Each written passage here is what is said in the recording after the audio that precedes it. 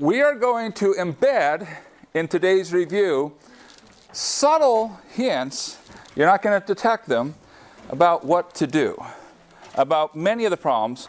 And here is the not so subtle hint for problem 6. Be ridiculously careful with your notation and don't rush it. It's not an impossible problem. It's just the reason it takes a while is you have to be careful. So just be careful. There will be a few other things that I say. I won't say, oh, on this problem, look out for this, and on that problem, look out for that. But I will try to, as we go through and do problems, point things out which can help you do fairly well. Now, a few other things. I've put some announcements here on the screen. Don't just say, look at these great problems. They do everything. I just have to study these problems and then life is good. Because we said, let's be creative. And so we said, well, let's do something we haven't done on a test before. And we did that. And when I say we did that, I did that. And then after I was finished, I said, whoa, this is a really good problem. I'm going to put on a part B. Now, that gets to the second thing. When you see problems with part B, they probably have a very strong relationship to part A. So don't be like, oh my gosh, it's a whole new problem. I've got to start from scratch. Stop and say, I wonder how could I use what was done in part A and apply it to part B? And if the answer is it doesn't apply at all, redo part A, because it does apply. And in case you're wondering, there's the word problems in that statement. Is there more than one problem with a part B? Yes. There are multiple problems with part B. So I won't tell you which problem with the part B I'm trying to hint about. But the truth is that all of them for part B, you're going to use part A. Any other questions before we start? Okay, good. So the goal is to go quick. So I will try to be fast. I did a warm-up this morning. I was able to get through, I think, 9 out of 11 in 50 minutes. So there's a good chance that now we'll do even better. The goal is all 11. So here we go. So suppose we have the function x cubed plus y cubed plus 3x squared minus 3y squared minus 8. And we want to, part A, find the critical points of f of x, y. And part B, classify each of the critical points. Now, even before we start, we can see where we're heading. The critical points, that's going to say, look at the gradient, set that equal to 0.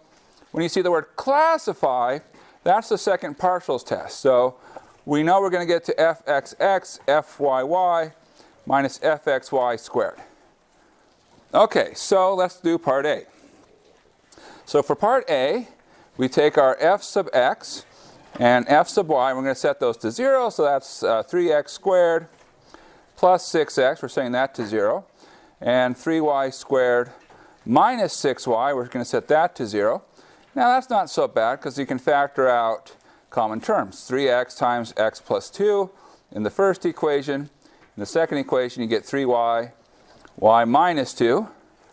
And then you say, well, that tells us either x is 0 or x is negative 2.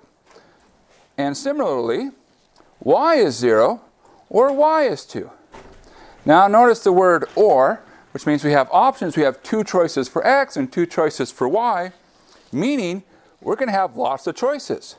We could go 0, 0. We could go 0, 2. We could go negative 2, 0.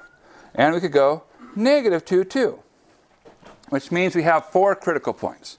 So these 4 critical points are the answer for part A. Now, let's transition to part B. We have our critical points. We're going to look at our discriminant. So we need fxx times fyy minus fxy squared. Well, fxx, that'll be 6x plus 6. fyy, 6y minus 6. And fxy is 0. Because x and y don't interact much in this problem. That's okay. Sometimes that happens. Now, we plug in each of these points. 0, 0. Well, that'll be 6 times negative 6. Now, that's negative 36. I don't care about the 36ness of this. I care about the sign. The sign is what gives this away. This is a negative value. When the discriminant is negative at a critical point, that means that the point is a saddle. All right. So that's 0, 0 is a saddle point. Well, 0, 2. So that's going to be 6 times 6, which is 36, which is positive. Now, at this point, I don't know whether it's a local min or a local max, but I know it's one of those two. And to figure it out, I look at the signs. So I see fxx and fyy, they're both positive. They both have to be the same sign. And don't forget, what you're really doing here is you're going into your old Calc 1 second derivative test. Both derivatives are positive. Your curve looks something like a smiley face. Both derivatives are negative. You look like a frowny face. And if both derivatives are 0, oh my gosh, you've done something wrong, because you shouldn't see that. All right. Well, so we're in the positive, which means we are a min. Local min. That's our classification. Now, negative 2, 0. We plug in negative 2. We're going to get negative 12 plus 6. That's negative 6. And then we're going to times that by 0 minus 6, which is negative 6. Positive 36 again. But now, second derivatives are negative. So negative 2, 0, this time is a local max. Negative 2, 2. Well, that'll be negative 6. Positive 2. I don't know why I wrote negative 2. Negative 6, and then it'll be positive 6, negative 36. That's negative, which means we're a saddle, and also that we're done with number 1. Okay, so find and classify. Anytime you see the word classify, you know you're going to say gradient equals 0, and you're looking at this fxx, fyy minus fxy squared. Find the following limits, or show they do not exist. As xy goes to 0, 0 of secant of x plus y, log of 2 minus x, square root of 9 minus pi e to the power x squared plus y squared. And we're like, whoa, that looks intimidating. However, the pieces are not so bad, and there's only a couple handful of things that can happen. So whenever we have limits, we say, well, the first thing is we check what happens at the point. So we want continuous functions. So continuity says, plug in the point. And the answer, if it's nice, in other words, not something over 0, that's the answer. So let's plug in 0, 0. So if we plug in 0, 0, we get secant of 0 log of 2 over square root of 9 minus pi e to the 0. Well, secant of 0 is 1. So that's log of 2 over square root of 9 minus pi. Well, does that have a 0 in the denominator? No. So we're done with part A. So plug it in. And if it's something reasonable, you're done. Okay, that's one possibility. Now, another possibility is look how to approach in different ways. And that's if you get 0 over 0. Now, that's the two popular ones. There's other ones. There's look for ways to manipulate. And then I'm going to say there's one more. Spoiler, there's one more. We still have a part B. Okay.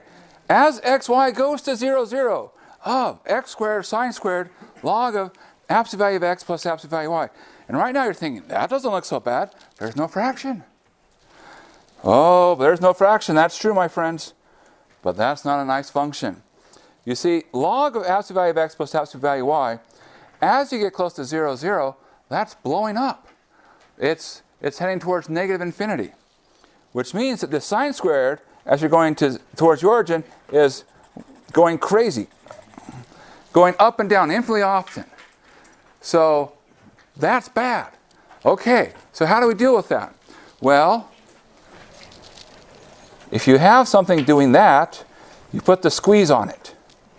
So the squeeze theorem. So if you have something which is behaving badly, but in a bounded way, so in other words, it's going up and down, but it's only going up and down between two values. And about the only thing we can do to make this happen is use sine and cosines. Then what we say is, okay, look, yes, this is bad, but here's a fact. X squared sine squared log absolute value of x plus absolute value y is less than or equal to x squared, and it's greater than or equal to 0. And the reason I know it's greater than or equal to 0 is everything's being squared. Now, as I go towards the origin, 0 goes towards 0. And as I go towards the origin, x squared also goes to 0, because I can just plug in 0, 0. And this one getting squeezed in the middle. So this goes to 0 by the squeeze theorem. Now, if you prefer to sound more technical, you can say by the sandwich theorem. Squeezing sounds kind of silly, but I like silly things. All right, so the answer is this limit is 0. And we're done. Ah, that was a fun problem from last semester. People did not like that one. But that's okay. We're going to hear that phrase a lot. All right, next one. Sketch the domain for the function below. Shade the interior of the region and make sure to indicate whether a boundary is included or not included. You only need to provide the sketch. No other work will be graded. This is wonderful. We get to tap into our wonderful inner artist. Okay, there's always a little bit of an art in everybody. Square root xy minus 1. Now notice, first off, no division, so this is good. We always look for our three problems. What are our three problems? Our three problems are divide by 0, square root of a negative, and log of something that is less than or equal to 0. These are things you don't want. So what are things you don't want for 100?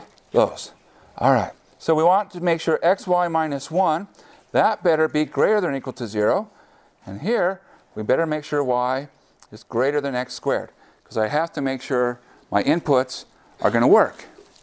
Well, let's think about y greater than x squared. That one's not so bad. So it's an inequality, so I'm going to start with y equals x squared, but draw it dashed. Now I say, okay, that splits it into sort of two parts, in the bowl, out of the bowl. And I say, well, which part do I keep? Well, I want y to be above, and so it's the top part. Now if you're like, I'm not sure it's the top part, plug in some points.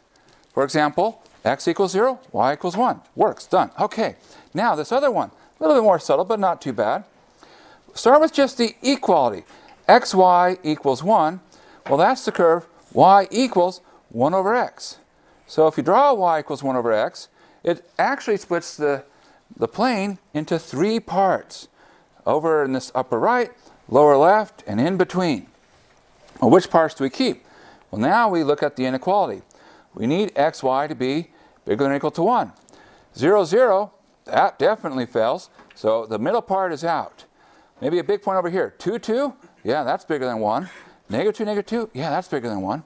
So that part says these are the regions which work. Okay, now you do that famous cross your eye type thing, and the answer is, where do they overlap? Because where they overlap, that's your domain. So, well, I'm going to sketch y x squared dotted line, because I can include it. Then solid line, y equals 1 over x. And then I can say, aha, this is our domain. Just that part right there, that line y equals 1 over x. Don't include the intersection. And the reason we don't include the intersection is it doesn't work. And we don't include this part down here. That's our region. Okay, good. So that's our domain. All right. Now, this problem is somewhat famous, or perhaps more accurately, infamous. Now, I just want to go on the record, I did not write this problem. So people who hike in Butler's 3D forest, you're in the wrong place. Okay. So, you're hiking in the 3D forest, where your elevation above sea level, z, measured in cubits is given by a differentiable function f of xy, where xy represents a sea level grid position measured in furlongs. You're all like, what? Okay, that's fine. We keep going. You stop at the point 3220 and notice that you are standing in the middle of a small stream. From that point, the stream flows in the direction negative 3,4, where the elevation is dropping at a rate of 15 cubits per furlong. Since your feet are beginning to get cold, you step out of the stream in the direction negative 2, negative 2. As you take that step, are you climbing or descending? And at what rate? Include units. Okay, good. Now, this problem is meant to obfuscate a problem that you've essentially done. And so if we can get past the obfuscation, we're like, oh, we can do this problem. Now, let's look for key words. When you look at a problem, if you're not sure what to do, start looking for keywords. Now, I see two keywords. Rate, which for me always means derivative. So I was like, oh, I'm looking for a derivative. And then another keyword I see is direction. So when I combine those two keywords together, rate, direction, that's a directional derivative. So that's what I'm looking for, a directional derivative. And I say, oh, directional derivatives are super easy. You take a gradient of f dot u. So that's what we're looking for, gradient of f dot u. Okay, great. Well, small problem. What's the gradient? What's u? Well, let's start with the easy one. We have u kind of negative 2, negative 2. Well, that's a direction, but that's not u, because there was one thing we didn't say. We're using u not for just any random reason, but to remind us u for unit. We want on a unit vector. So to get u, we're going to take negative 2, divide by the magnitude of negative 2, negative 2, which will make this, well, it's negative 2, negative 2, square root of 4 plus 4, square root of 8, which is 2 root 2, or if you like, that's minus 1 over root 2, 1, 1. Just sort of cleaning it up. There's lots of ways to write that vector, but that's the vector we're after. Okay, so there's u. We're halfway done. Now we've got to go to gradient of f. So they didn't give us f, so we can't take the gradient by taking partial derivatives, but that's okay, because we know more about the gradient than just the fact that it comes from partial derivatives. The gradient has meaning, and we're being tested on that knowledge. Do we know what a gradient means? Well, what do we know? We know which way the water is flowing. Well, let's think about that. If I have water, which way does it go? What's the answer? Downhill, right? And not just any downhill, the steepest direction downhill. That's right. Water is doing some advanced calculus to compute the gradient at every point before it moves. You didn't realize that water was really good. But anyways, okay. So we know which way the water is flowing. That's the way that the gradient is not pointing. Because gradient points not direction of greatest decrease. It points direction of greatest increase. But that's the negative of the gradient. So we say, aha, negative 3, 4, that's the direction of negative the gradient. Now we're making progress. We say, okay, so the direction of the gradient is 3, negative 4. Now, when I do direction, I want to make it into a unit vector. So I'm going to take 3, negative 4 and divide by the magnitude of 3, negative 4. And 3, negative 4 isn't just random numbers. They're very nice because it's 9 plus 16 is 25. Square root of 25 is 5. So 1, 5, 3, negative 4. Okay, good. There's our direction. All right, now, we know our direction. We just need one more piece of information. We need to know the length, and that's given here as the 15. Okay, so that's magnitude. There's direction. Their powers combined gives us that the gradient is the magnitude times the direction, or 15 times 1/5 times 3, negative 4. 15 times a fifth gives us 3. So this becomes 9, negative 12. All right, whoop, I'm turning it sideways. Okay, so 9, negative 12, that's the gradient. Okay, so we've got our pieces here. We're almost there in the home stretch. 9, negative 12, dot, negative 1 over root 2, 1, 1, gives us an answer of, well, 9 minus 12 is negative 3 times negative 1 over root 2, 3 over root 2. So we're ready to give our two answers. Are we climbing or descending? 3 over root 2, positive, we are climbing. What's the rate? There's the rate. What are the units? And at this point you might be like, what are the units? I have to figure that out. No, because they told us. See, it's dropping at a rate of 15 cubits per furlong. That was a derivative. We're still taking a derivative. It's still the same units. So we're going to get some free points. We don't even have to think about that one. Free points are the best points. Okay, always get the free points. Don't leave those on the table. So suppose that W, which is f of x, y, z, is cosine pi x minus x squared y plus e to the xz plus yz.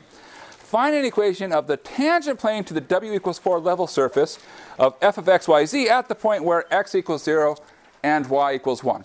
Now, what we're in is there's sort of two variations of tangent planes.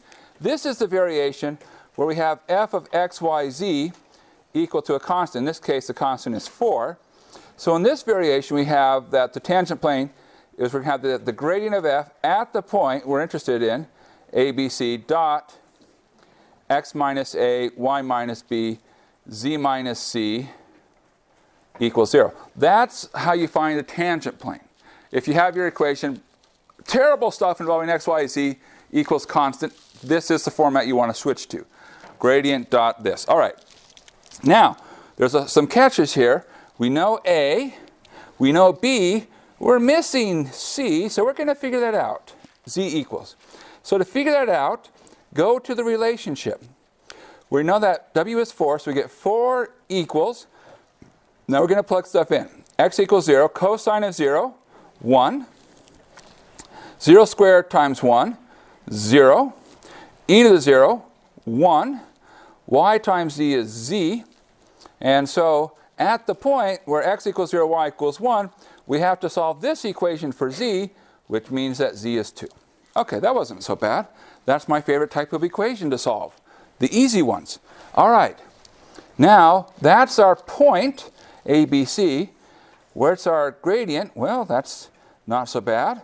Gradient of f is, take derivatives, minus pi sine of pi x, then minus 2xy plus z e to the xz, comma, minus x squared plus z, comma, and we have x e to the xz plus y. Okay, so we took all our partial derivatives, and now we have our gradient. Next step is, this is not a normal vector, because a normal vector is a vector. It's numbers. This has functions. We need numbers. So the next step is to evaluate. Gradient of f at 0, 1, 2. Well, everywhere we see x, we put 0.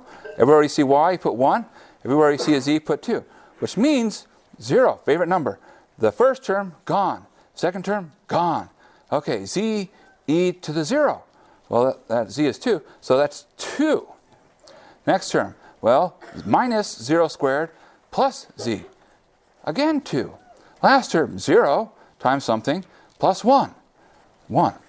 So now we have our gradient. That's our normal vector. We have our point. So we have 2, 2, 1 dot with x minus 0, y minus 1, z minus 2 equals 0, which we can write that as 2 times x plus 2 times y minus 1 plus z minus 2 equals 0. That's a great answer. You can leave it like that.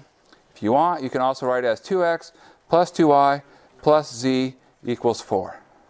Either one, and we'll get the points. And that's our goal, is to get all the points. Oh, so it equals 4 at the end, and then w was 4 at the beginning. Is that just a coincidence? Yes. All right. Let f of xy equals x e to the negative xy.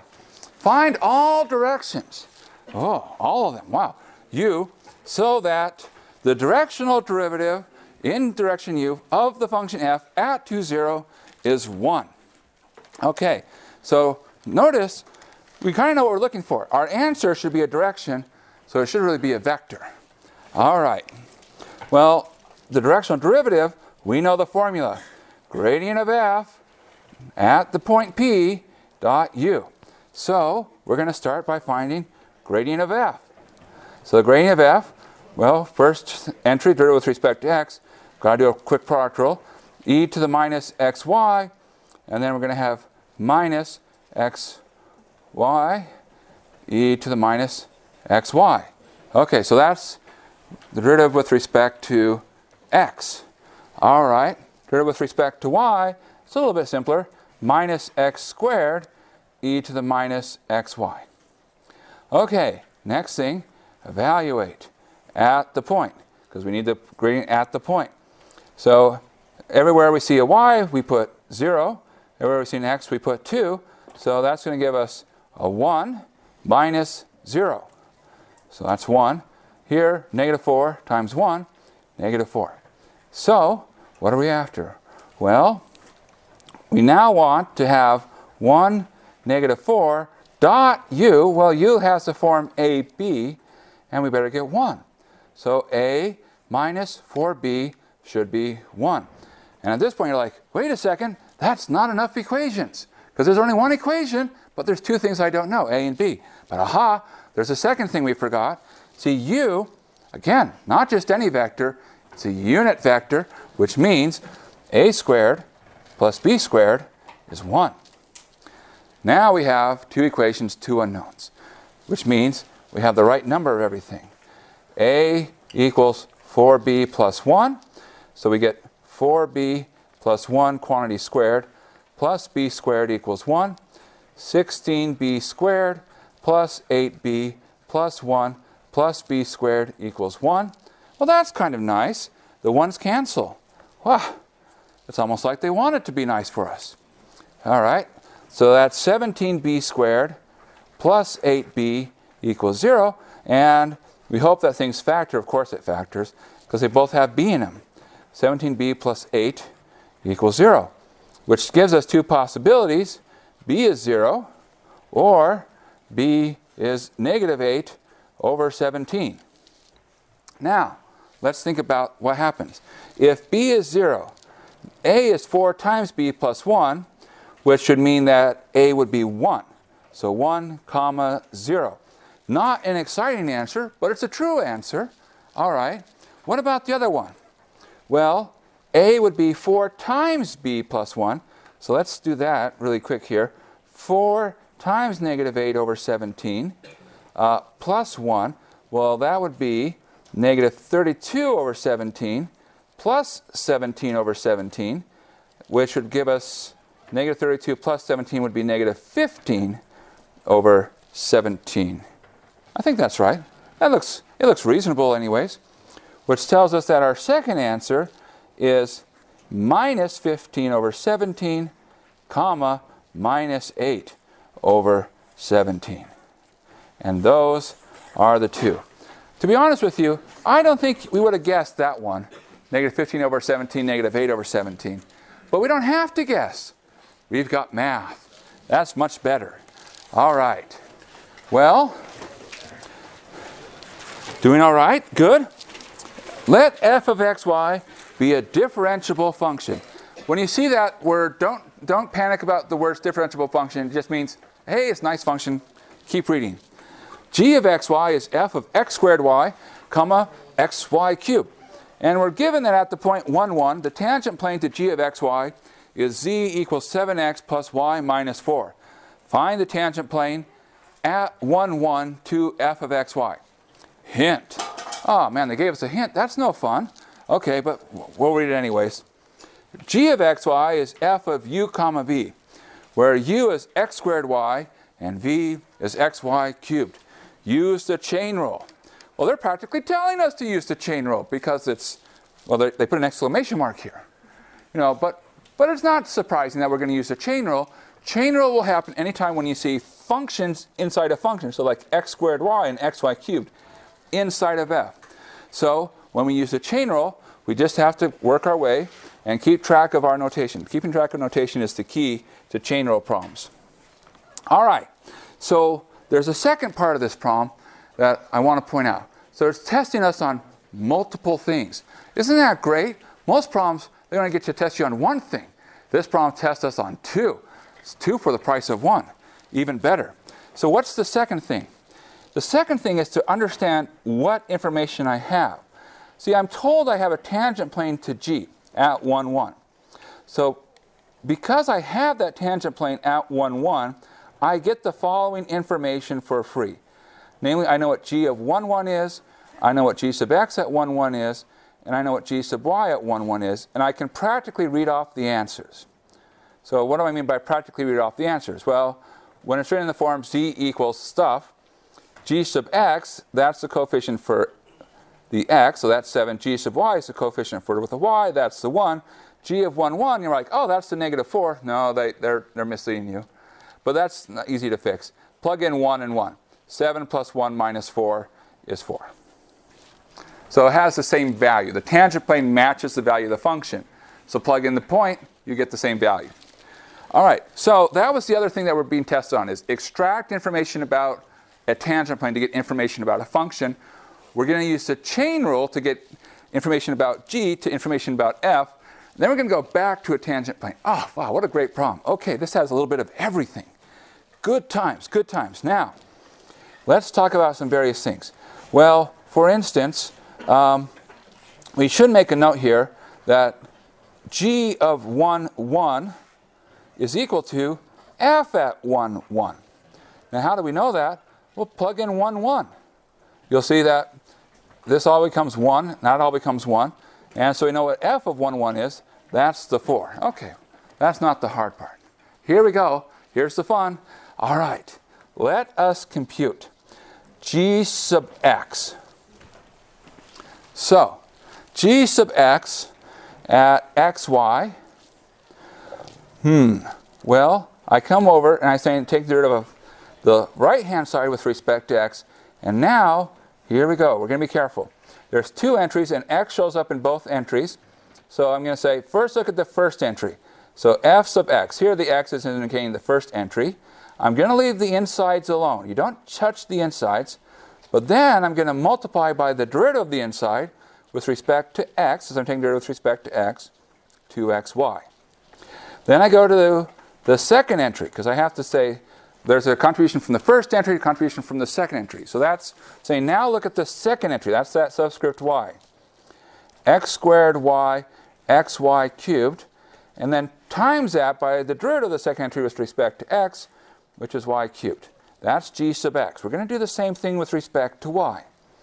Now you might say, why are you doing that? Well, because I have information about G sub x, information about G sub y, so I've got to get those if I'm going to use the information.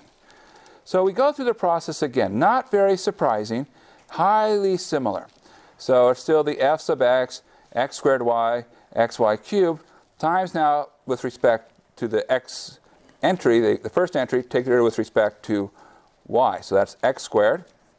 Second term, fy, x squared y, xy cubed.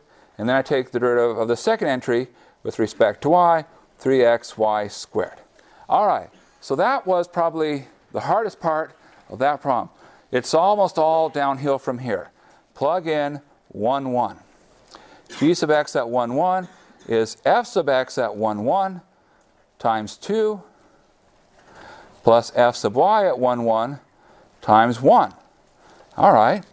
And G sub y at 1, 1, well, that would be f sub x at 1, 1 times 2 plus f sub y at 1, 1 times 3. Oh, sorry, this is times 1. X squared. I was looking in the wrong place. There we go. So, what do we have? Well, we have 2 equations. How many unknowns? Well, we actually are okay, because G sub x at 1, 1 is actually 7. G sub y at 1, 1 is 1. We grabbed those earlier. So we don't know f sub x at 1, 1 and f sub y at 1, 1, but that's okay, because we're going to find those out. So here's what I'm going to do. I'm going to take this second equation, I'm going to multiply that second equation by -2 and combine them together. Because I want to cancel something. If I multiply by -2 and combine, I'll cancel the f sub x terms. 2 and -2. Here I'm going to get 1 and minus 6. So negative 5 f sub y at 1, 1. And here I'll get 7 minus 2 is 5, which says that f sub y at 1, 1 is negative 1. Well, now that I know that, f sub x at 1, 1 times 2, so I'm going to go into this first equation, plus negative 1 equals 7. Well, add 1, divide by 2, you get f sub x at 1, 1 is equal to 4. So, we are in great shape. Why? Well, because we know all the information we need. We've got the function at 1, 1, the derivative with respect to x, and derivative with respect to y. So the answer is z, the tangent plane, because remember, we're looking for a tangent plane. Z is 4 plus 4 times x minus 1 plus negative 1 times y minus 1, which we could also have written as z equals 4x minus y plus 1. And there we go. There's the problem. Ah, what a fun problem that one was. Woo! Good times. Good times. All right. Find the maximum and minimum values of f of xy equals xy, given that 16x to the fourth minus 32xy plus y to the fourth is 256. All right. I'm not even going to read parts A and B yet. I know what this problem is. We are finding a max and min, and I see the word given. That's a constraint. So this is an optimization with constraint. Optimization with constraint means it's a method of that Lagrange multiplier problem. So as I look, I say, oh, part A, give equations involving x, y, and lambda for solving this using Lagrange multipliers. No surprise. We knew that was coming. Okay, well, part A, how do we answer that? Well, for part A, the equations are gradient of f equals lambda, gradient of g, and g equals c. So we are going to have f sub x equals lambda g sub x, f sub y equals lambda g sub y, and g equals c. Well, there's the f. Where's the g? The answer is the g is the constraint. So this is g. G of xy. All right. Well, away we go. F sub x is y equals lambda g sub x 64x cubed minus 32y. F sub y is x. And that's going to equal lambda times minus 32x plus 4y cubed. That's our g sub y. And then, of course, we still have 16x to the fourth minus 32xy plus y to the fourth equals 256. So this set of three equations, that's our answer for part A. We're done with part A. Really, part A is just sort of hand-holding us to get us to the process. All right, part B. Find the maximum values and list all these points where the maximum values are attained. Well, which means that we come to our system of equations. And now we say we have to solve that system of equations for all x and y. We don't care about lambda. Lambda is not important. But we have to solve for x and y. And I look at this and I say, I have doubt. I have much doubt about what to do. And I say, well, that's perfect. Because when in doubt, there's a method. Solve for lambda. So lambda is y over 64x cubed minus 32y. So that's in the first equation. But it's also x over minus 32x plus 4y cubed. Okay, great. Cross multiply. So we cross multiply minus 32xy plus 4y to the fourth is equal to 64x to the fourth minus 32xy. Hey, there's a promising sign. The minus 32xy's cancel. That's a fantastic sign. We can even divide both sides by 4. Y to the fourth is equal to 16x to the fourth. Now that's very suggestive. Well, I don't want the fourth powers, so I'm going to take the fourth roots of both sides. And I'm going to get y is 2x. And I say, hold on, wait a second. I want to make sure I get all my points. Do I need a plus or minus? Well, the answer is yes, because it's a fourth power. Even powers, you have that two possibilities, plus or minus. Odd powers, no. But even, you got to keep track. So we now have two things that could happen. Well, let's see what happens. Y equals 2x. Now, where would you put that? The answer is, we got this relationship from the first two equations. Now we go to the third. So, we get 16x to the fourth minus 32 times x times 2x plus 2x to the fourth equals 256. Well, we have 16x to the fourth. There's another 16x to the fourth. That makes 32x to the fourth.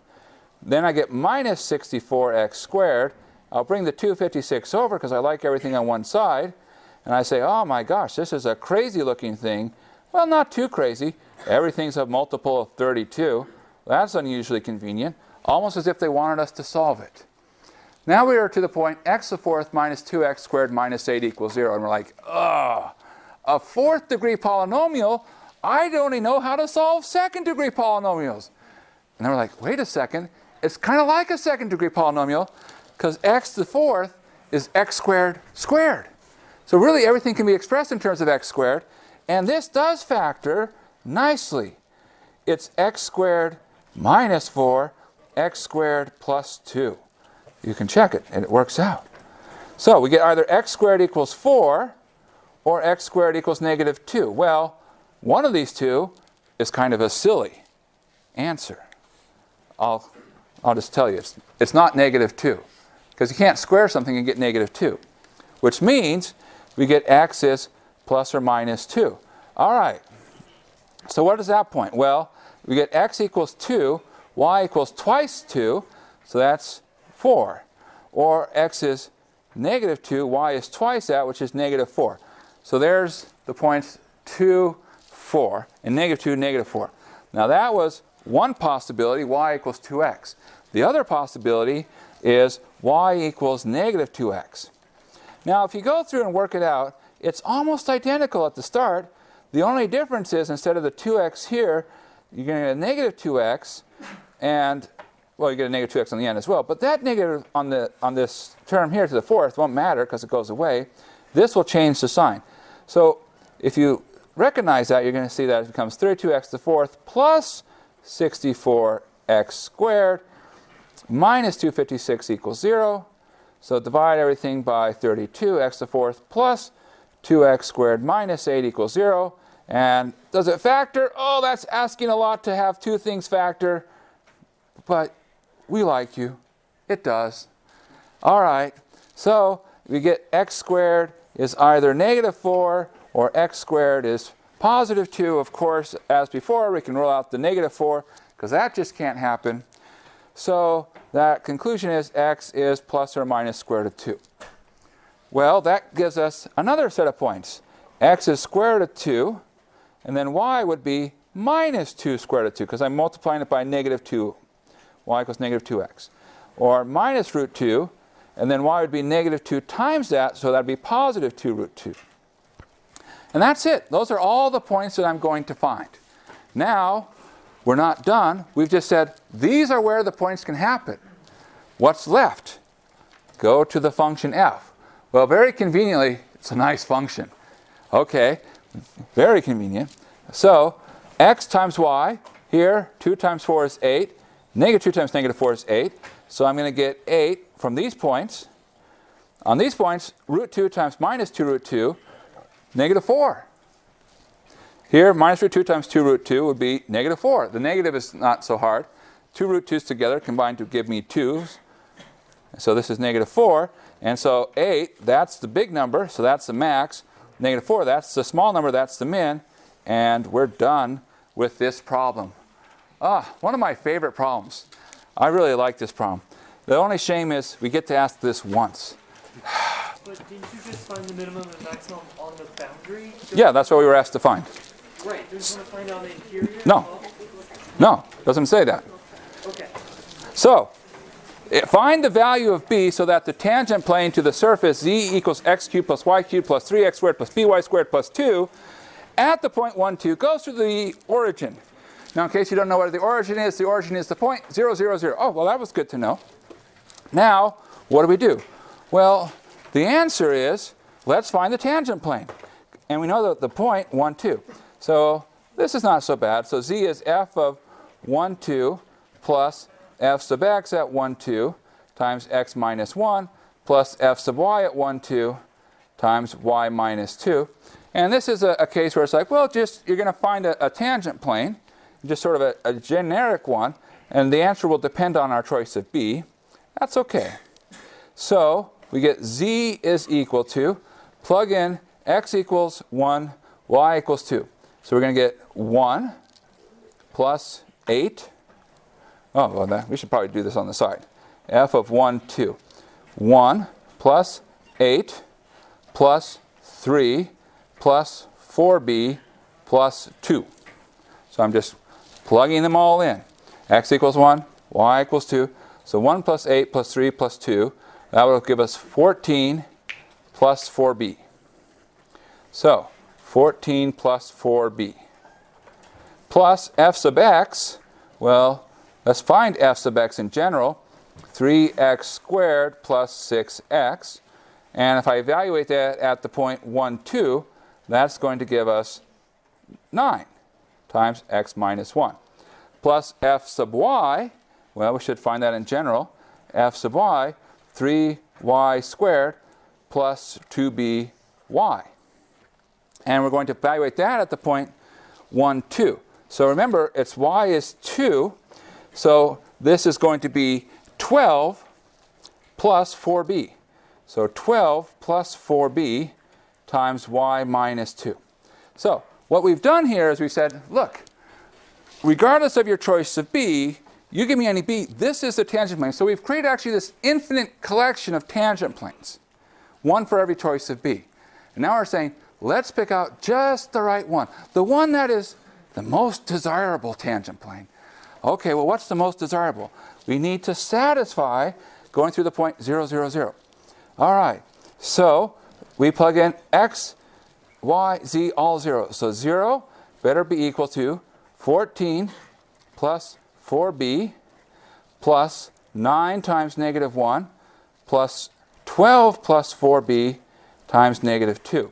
So that's 14 plus 4b minus 9 minus 24 minus 8b. And let's see, 4b minus 8b would be negative 4b, move it across. 4b is equal to 14 minus 9, that's 5, minus 24 is minus 19. And so b would be negative 19 over 4 modulo some silly arithmetic mistake. I think that's probably close. Good enough for now. All right. Now, 2 to go. Oh, we might make it. All right. Find partial u partial s and partial u partial t, given that e to the su plus 3u cosine t minus st equals 1. Now, looking at this problem, we can tell a few things right away. First off, the derivatives tell us things. See that the u is upstairs? The u being upstairs says u is what's called the dependent variable, which means it depends on other stuff. So it's u of a function of the other stuff. Well, what's the other stuff? Well, the answer is look downstairs. It's going to be functions of s and t.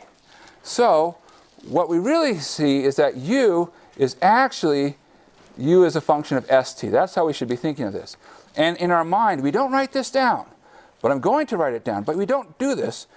We really say, look, every time you see a u, think of it as something which depends on s and t. So that way, you don't forget to take the derivatives. Now, what do? Well, the answer is, starting with this expression, we're going to take the derivative twice. Once with respect to s, once with respect to t. So when I take the derivative with respect to s, in the first term, I'm going to have what? Well, the derivative with respect to s here will be e to the su. Then I'm going to take the derivative of su, and I have to use the product rule, because remember, everywhere you see a u, that depends on s as well.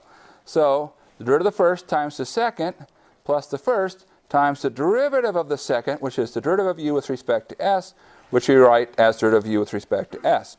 Go to the next term. It says, oh, there's no s. Yes, there is. It's in the u. So plus 3 derivative of u with respect to s cosine t, and then minus t, because we're taking the derivative with respect to t. The derivative of the left hand equals the derivative of the right hand, which is 0. Now from here, it's pretty quick to finish. Take everything that has a derivative with respect to s. Well, from here it's s e to the s times u. From here, 3 cosine of t. And then you have everything else, namely a negative t and a u e to the s times u. And that equals 0. And here's how you get your answer. Move the stuff without partial u partial s across. So that'll become t minus u times e to the s times u. And divide by what was attached to that partial u partial s. S e to the su plus 3 cosine of t. Now that's taking the derivative with respect to s. Do the same thing with respect to t. And you're going to get something very similar. You're going to get e to the su partial t plus 3 partial u partial t cosine of t minus 3u sine of t minus s equals 1. You move stuff around, you get that partial u partial t is equal to s plus 3u sine of t divided by, I can see I made a mistake because I was going to write down e to the su. I was like, wait a second, the denominators have to match, because I forgot when I'm taking the derivative with respect to t, there's this s here, that's going to come down. So there we go, fix that mistake.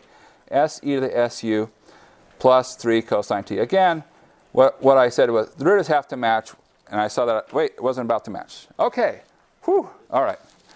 Now, one problem left, and let's do it. Find the absolute maximum and absolute minimum of the function f of xy is 2x squared minus 4xy plus 4y squared minus 2x over the triangular region with vertices at 0, 0, 2, 2, and 2, negative 2. And it gives us parameterizations for these sides. There are 6 boundary points and 1 interior point to be checked. They're being really generous here. They're telling us how many points we should have on our list. Yes, this is the make a list problem. So because it's absolute max and absolute min, we're going to make a list, and then we're going to hopefully check it twice if we have time, and then we're going to see what happens. Now, when we make a list, there's a couple places to look. You have essentially 3 places: the interior, the corners are freebies, and the edges, the boundary. So we're going to go through. We can do the corners really quick. Corners are freebies, yeah. 0, 0, 0, 2, 0, negative 2. We've already found 3 of our 7 points. Woo, 3 sevens. That doesn't mean we have 3 sevenths of the credit. All right. So for the interior, you look for a gradient of f equals 0.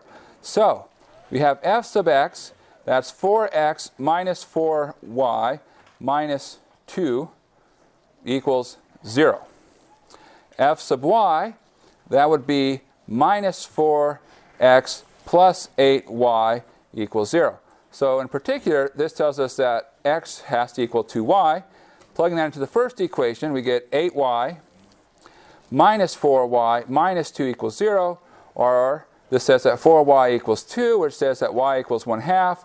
If y equals 1/2, well, x is twice 1/2, which is 1, which means 1/2. That is in the interior. It's good to check. If I had gotten a critical point that was over here, I wouldn't include it on my list. But it's on my region. It's in or on my region. Okay, so interior, done. All right, now I have the 3 sides. So for the 3 sides, look for parameterizations or ways to reduce it down to a single variable. Now in this case, they gave us the parameterizations. Parameterizations aren't hard. If you don't like parameterizations, just say x comma f of x. You know, if you have like a curve y equals f of x. All right, so we'll do the diagonal up. So what happens there? Well, that's t comma t. So we get that we have a single function of t. Tt would be 2 times t squared minus 4t squared plus 4t squared minus 2t, which simplifies to 2t squared minus 2t. Take the derivative, that's 4t minus 2. Set the derivative equal to 0. You get t equals 1/2, which tells us we're at the point 1/2, 1/2. So over here. Going down. So that would be t comma negative t. What happens there? Well, everywhere where I see x, I put t. Everywhere I see y, I put negative t. So that would be 2t squared plus 4t squared plus 4t squared minus 2t, which is 10t squared minus 2t. Take the derivative, that's 20t minus 2 equal to 0. We get t equals 1/10, which tells us we're at the point 1/10, negative 1/10. So that's t equals 1/10, so 1/10, negative 1/10. Really close to 0, 0. Probably not the critical point, but we have to check because you never know. And then the last edge, straight up and down, so that would be f of 2 comma t. So everywhere you see an x, put in 2. Everywhere you see a y, put in t. So that becomes 8 minus 8t plus 4t squared minus 4. Well, what is that? That's 4 minus 8t plus 4t squared. Take the derivative of that. You get minus 8 plus 8t. Set that to 0. You get t equals 1. So that's t equals 1. That's at the point 2 comma 1. All right, so you make your list. And now that you make your list, lo and behold, it has the right number of points. You should double check your work. We don't have time for that. But what do you do after you double check your work? Plug everything into the function. So, plugging things into the function. The function at 0, 0 is 0. The function at 0, comma 2. Well, sorry, what? Oh, you're right. It should be 2, 2. Yes. Visions of ballerinas dancing through our heads. Okay, 2, 2. All right. So f at 2, 2. Well, I can use this. That's 4 minus 16 plus 16. So that's 4. At 2 minus 2. That would be 4 plus 16 plus 16 again. Wow, really? Yeah, okay, 36. All right, 1 comma a half. Well, got to go into the function. So that would be 2 minus 2 plus 1 minus 2. And if you run that through, that's negative 1. All right, 1/2, 1/2. Well, 1/2, 1/2. You say plug it into here. That's a half minus 1. That's negative a half. 1/10, negative 1/10. Well, plug a tenth into here. So that would be 1/10 minus 2/10. That's negative 1/10. And 2, 1. Well, plug 1 into this expression. 4 minus 8 plus 4. That's 0. All right. Well, now we're almost there. What is the largest entry? Largest entry, 36. So absolute max is 36. Smallest entry, negative 1. Absolute min is negative 1. Modulo, checking your work, and that's it. That's not so bad. Only took us about an hour. That was 11 problems. Good luck.